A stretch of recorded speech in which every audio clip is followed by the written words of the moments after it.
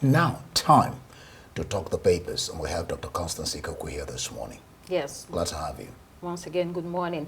To look at the headlines today, we have Dr. Iyobose Onwugiaren, who is the editor Nation's Capital of This Day newspaper and a member of the Nigerian Guild of Editors. Thanks for joining us. Good morning. We'll begin with This Day newspaper. In This Day, as Israel's wars rage, thousands gather to mark first anniversary of October 7 Hamas attack. Fubara, desperate situations require desperate measures. Yemi Cardoso, floating of currency key to achieving forex market reality. Cardoso says, despite criticisms, floating of the naira will bring the official exchange rate closer to market reality. He says the disparity between official and parallel rates have encouraged speculation, thereby eroding trust in the market. I mean, we've had this argument all along, but what does it do for the economy? Though, that's the bottom line, Dr. Onwugiaren. Yeah, in an attempt to solve one problem, you ended up creating a huge problem in our economy. And why he may be celebrating the import of that policy, but if you look at it extensively, you will discover that that policy has created a huge problem in our economy. We are talking about the inflation that we have in our economy today is as a result of that policy. And by virtue of that policy, you have also devalued our naira. And that has also affected the servicing of external debt, cost. On the social level, you have created huge unemployment. Poverty level is very high. The standard of living is very low. And the purchasing power, among Nigerians today is very low.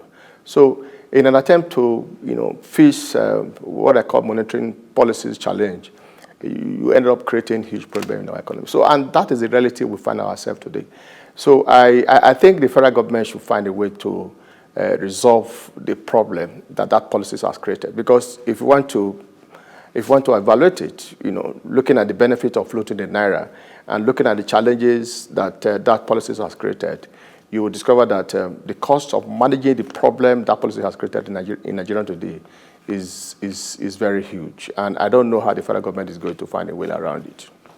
I think on this matter, he has refused to listen to opposing views. He's forging ahead with the policy he thinks is best for Nigeria. And so we'll see how that pans out. Let's look at Daily Trust. Higher interest rate, painful for borrowers, but necessary to control inflation, according to the CBN, the story we just looked at. Gunmen abduct school principal, 8 others in Kaduna. Abuja-Kaduna-Kano Highway, FG threatens to revoke Berger's contract over price dispute. How multi-billion naira illicit arms entered Nigeria 23 times over the past 7 years. This report refers to illegal arms that are being imported to the country and how this has contributed to security challenges across the country, but especially in the northwest and in the northeast. The report called on the Customs Service and other security agencies to reveal the identities of those involved. Dr. Onwugiaren, it seems to be a rational ask. Who are those involved in these, criminal activities? Well, this problem has been lingering on in our country for a very long time. The challenges are there. If you look at the porous natures of our border, so it's becoming very difficult to manage. But that is notwithstanding, I think the custom has, in the past few years, recorded some achievement, in an attempt to monitor these smugglings of illicit arms to Nigeria. And this issues has created huge problem. You are talking of the escalating criminalities that we have in Nigeria today as a result of these arms, the small arms in the hands of so many people. And of course, as a result of this, the Boko Haram they are also benefiting from their. I mean, the Boko Haram, is also activities is also escalating. The terrorism, the conflict you have in different communities today, where people make use of these small arms. It's as a result of these importations or smugglings of these illicit arms. I think the problem we have is the porous natures of our border. And because our borders are so porous across the country, and it's becoming very difficult for the security agencies to manage it. And more so, I think the lack of cooperations among the interagencies, to also work closely in an attempt to stop this is also affecting it. And of course, corruption among the security agencies, either at the border or at the Nigerian port authorities. So when people import these arms and you have some corrupt officials who will look the other way around so that these things can come to Nigeria, then you have problem. So in other words, what am I saying? I'm saying that corruption, the lack of interagencies cooperation, and the porous nature of our border, are responsible for this. And I think we can do better, and we'll see how they can get the security agencies to work, closely. And at the end of the day, I'm sure we will be able to mitigate or reduce these the smugglers of this illicit arm to Nigeria, because the cost. Quickly, some of these goods are brought in concealed as harmless, goods, and they are meant to destabilize the country. It cannot be ignored. Yeah, someone said birds have learned to fly without perching, so hunters have learned to shoot without missing. It goes on to say that people are finding I don't know whether to use the word. Innovative ways? Yeah, that's the word. Yes. Innovative ways to circumvent laws. Yeah. But to what Yobos has said, two things. The NCOS, that's Customs Service, have done good. They've exposed these things. But secondly, and most important, is name them, shame them.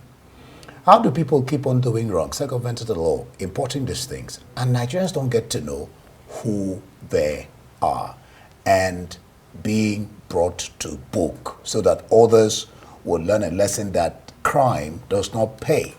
Okay, let's look at Punch newspaper. In the Punch, Naira for crude, the refineries plans PMS production. Dangote avails NNPC supply or awaits NNPC supply. Tariff hike, Disco's revenue jumped to 88.7 billion naira. And then 2027, LP welcomes Kwankwaso's offer to be Obi's running mate. That's an interesting one. Wike camp heads for court as Fubara swears in LG chairman. The APC and PDP factions in Rivers State boycotted the elections. Now they are going to court. We already know that the Action People's Party won 22 out of 23 local government areas. There's going to be a lot of court cases following this, Dr. Wogaren. Apart from the tussle between Yusuf Wike and the governor of Fubara, Governor of Fubara of Rivers State. What happened in Rivers State during week is nothing new. And of course, you are aware that when there is local government elections in states, the party in charge in that state will win. Just on Saturday, the Akwa Ibom state also conducted the election. Of course, the PDP cleared all the local government except one. And they decided to give that local government to the Senate President, Akpabio. You saw what happened in Benue.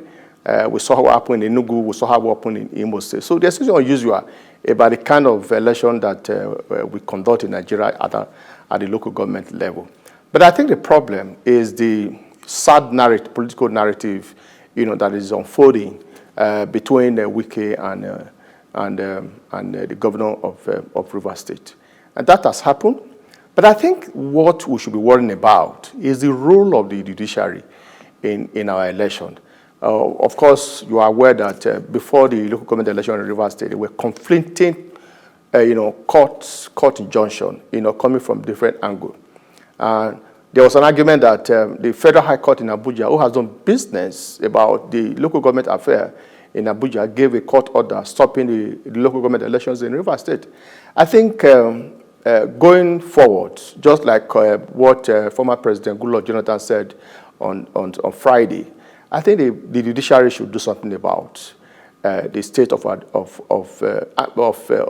court. Our court across the country. Because if guys aren't taking, they might end up, derailing our democracies. In a situation where somebody can walk to a federal high court or state high court and obtain court injunction within less than 5 minutes, for political reasons, for me, is unacceptable, and we must find a way to resolve that. Nkechi, definitely, politicians are undermining the political system.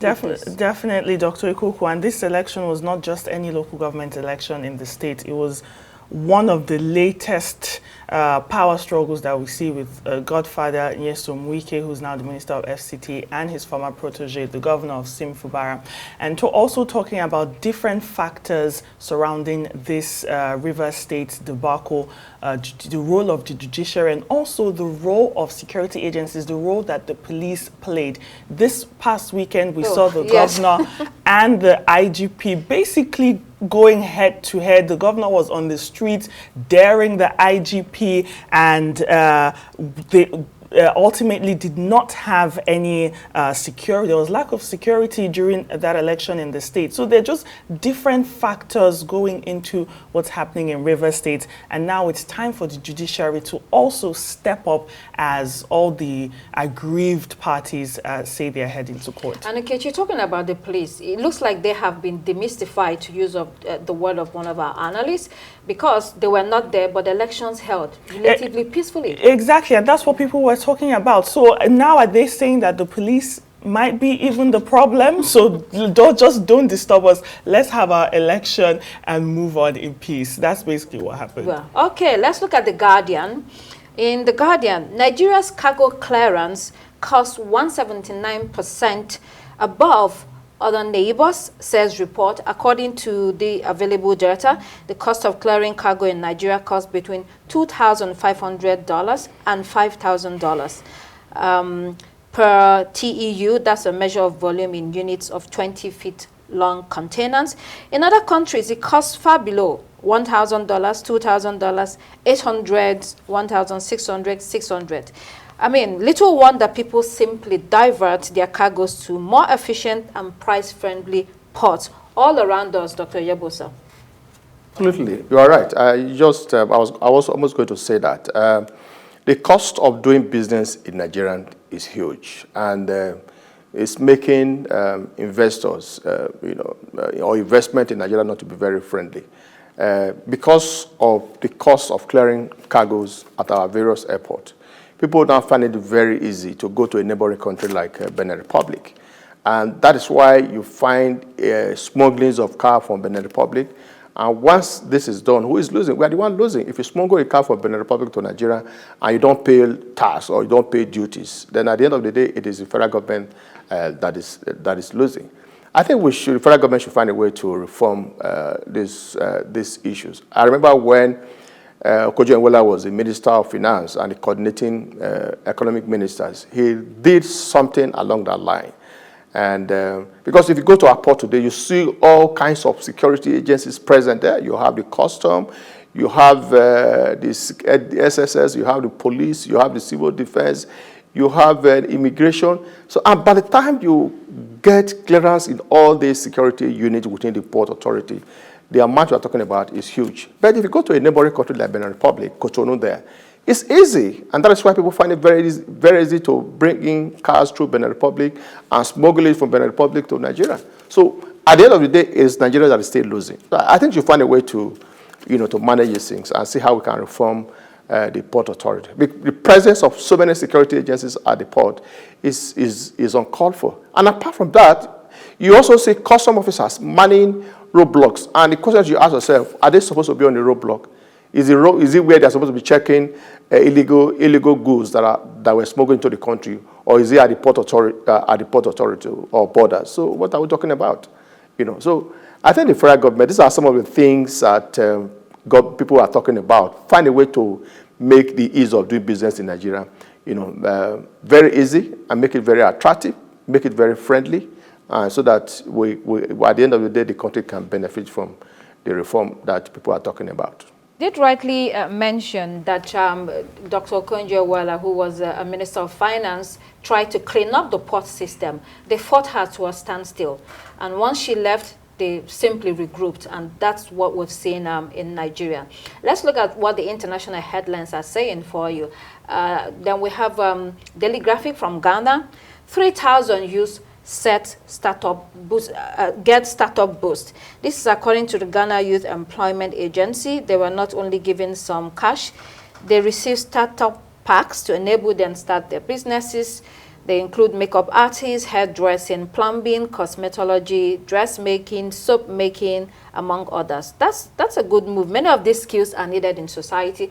If you've constructed houses of recent, you see that it's difficult to get, artsmen or craftsmen that are able to do their jobs efficiently in there. It's even the fallout of equipping this, if you like, MSMEs, small businesses, the fallout, what comes out of equipping them and their success. Because what it means is that more people are employed, and you and I know that what drives the economy of any nation are the small businesses, not even the big ones. So when they're able to succeed from what, I think Ghana is doing quite a lot, we're getting so many stories of, and handling that really doing something very inclusive about the youths, because the youths of a nation are the working population of that nation. So if you get them busy, one, criminality, at least to a large extent, ceases. And then, like I said at the beginning, so many other people are employed from, the other jobs that will come out of their being empowered. So it's quite fantastic what Ghana is doing.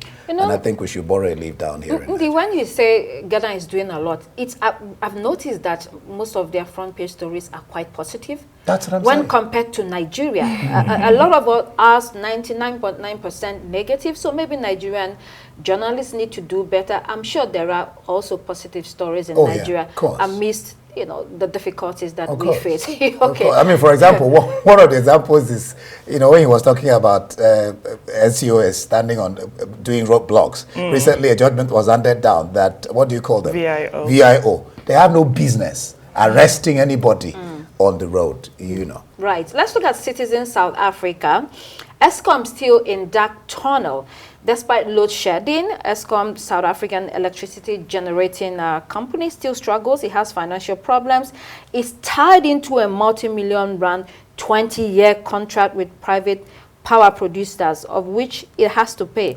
Unfortunately, this financial woes is difficult for them to exit. It's a problem, Nkechi. Yes, they say despite the streak of uninterrupted power, Eskom is far from being out of the woods.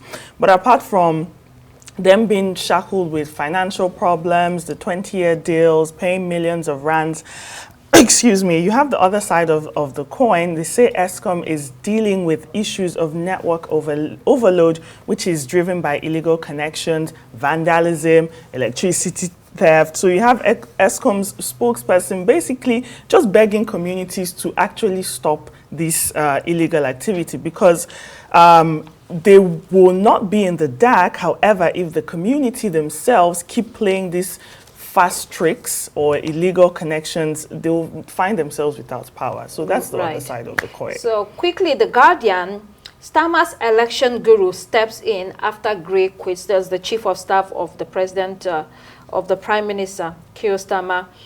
Sue Gray had to quit following a controversy over pay. She earns much more than the Prime Minister. Instead of being a distraction, she decided to step aside. Then Daily Mirror, it's been a year of hell, the October 7th anniversary, time to find peace, here between Gaza and Israel. It's been a crisis for 1 year, and the description, hell, is apt. In the final word before we go. Yeah, we were just discussing a while ago with the Israeli ambassador, and what in one of the papers is saying is that Benjamin Netanyahu is considering his political future above that of the lives of civilians, because for as long as the war goes on, then his seat is secure. That's one thing that they have to look at. All right, and that's what we'll call it today. Thank you so much, Dr. Constance Ikoku, for being here. And of course, Iyobosa, yeah. All right, that's it on Daybreak. I am Ndi Amogo, thanking you. Next is the morning show. Bye-bye. Goodbye. My name is Nkechi Nana.